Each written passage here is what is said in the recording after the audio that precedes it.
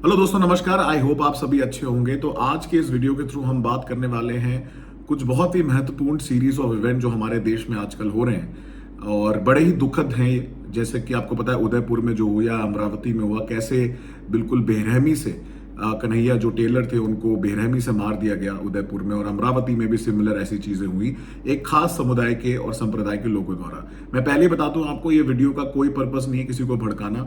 मैं अपील करूंगा कि आप सब शांति बनाए रखें और इन सब बातों में ना आए जो भी आपको भड़काने की कोशिश कर रहा है। आज का वीडियो एकेडमिक ओरिएंटेड है। मैं सोशियोलॉजी का टीचर हूं, तो मैं आपको समाज शास्त्र सोशियोलॉजी के पॉइंट ऑफ व्यू से एक पर्सपेक्टिव समझा सकता हूं कि सोशियोलॉजिकल पर्सपेक्टिव में ये इसको टेररिज्म से कम नहीं माना जा सकता। ये पूरी की तरीके से अगर आप देखेंगे जो भी ये दोनों इंसिडेंट्स हुए हैं पूरी तरीके से टेररिज्म की कैटेगरी में आते हैं। तो जब मान लीजिए आपसे ये सवाल पूछा जाए, जब आप सोचेंगे इस बारे में कि कैसे टेररिज्म जो है वो रिलेटेड है इससे, तो टेररिज्म को लेके सोशियोलॉजी में तीन मेजर पर्सपेक्टिव हैं। जैसा कि आप जानते हैं अलग अलग थिंकर्स होते हैं सोशियोलॉजी में, तो हम किन थिंकर्स को यहाँ पे अप्लाई कर सकते हैं। तीन सबसे महत्वपूर्ण थ्योरीज जो हैं जो यहाँ अप्लाई होती हैं, एक तो स्ट्रक्चरल फंक्शनलिस्ट थ्योरी है, दूसरी of course is conflict theory, और third and most important theory is your symbolic interactionism theory. जैसा कि आप जानते हैं कि ये तीनों ही थ्योरीज मल्टीपल इश्यूज को समझाने में काम आती है। आज हम इन तीनों का यूज करेंगे समझने के लिए कैसे इन थ्योरीज को हम अप्लाई कर सकते हैं हमारे इस कॉन्सेप्ट ऑफ टेररिज्म पे, या जिस तरीके से जो ये टेररिस्ट एक्ट हुआ है हमारे देश में उसको समझने के लिए। तो पहला पर्सपेक्टिव है फंक्शनलिज्म या स्ट्रक्चरल फंक्शनलिज्म।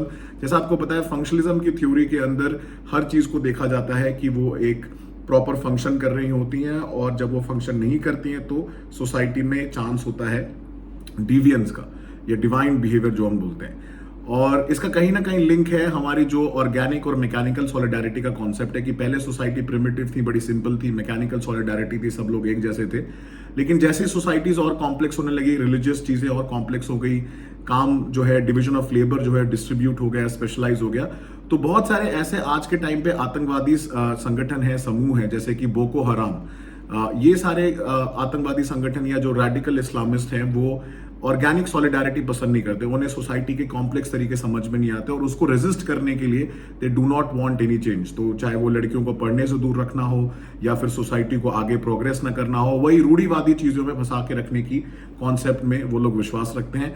तो पहला पर्सपेक्टिव जो फंक्शनलिज्म के अंदर आता है वो है ऑर्गेनिक सॉलिडारिटी को एक्सेप्ट ना करना। तो उसमें ये कुछ आतंकवादी संगठन जो है जिनके विचार इसमें मैच करते हैं। सिमिलरली इसमें एक और कॉन्सेप्ट है डिविएंट का, कि सोसाइटी जो है वो कैसे आपको एज अ डिविएंट लेबल करती है।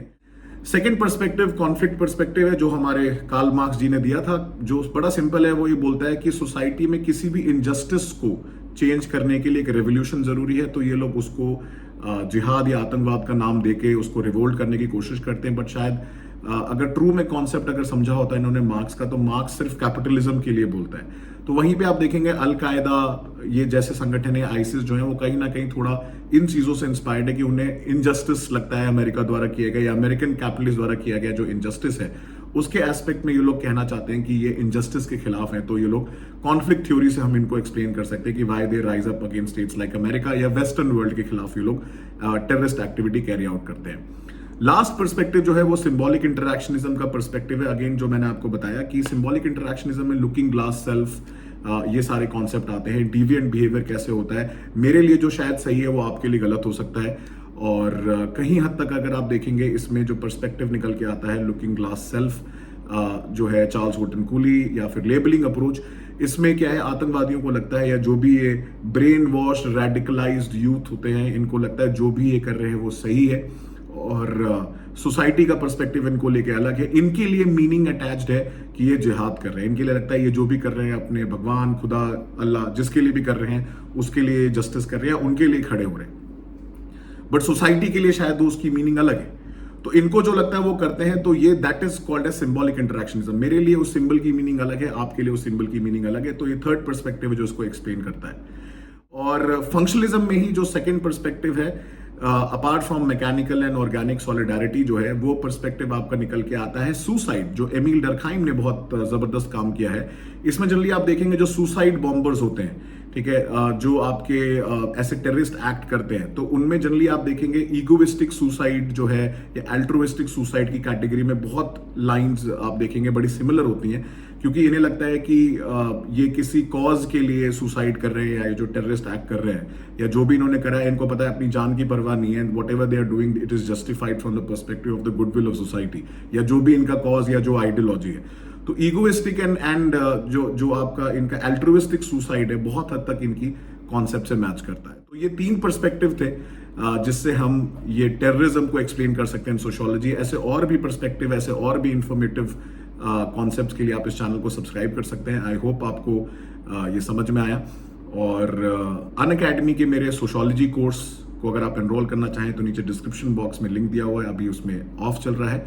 और ऐसे ही और भी इंटरेस्टिंग वीडियो और भी इंफॉर्मेटिव वीडियोस में लाता रहूंगा।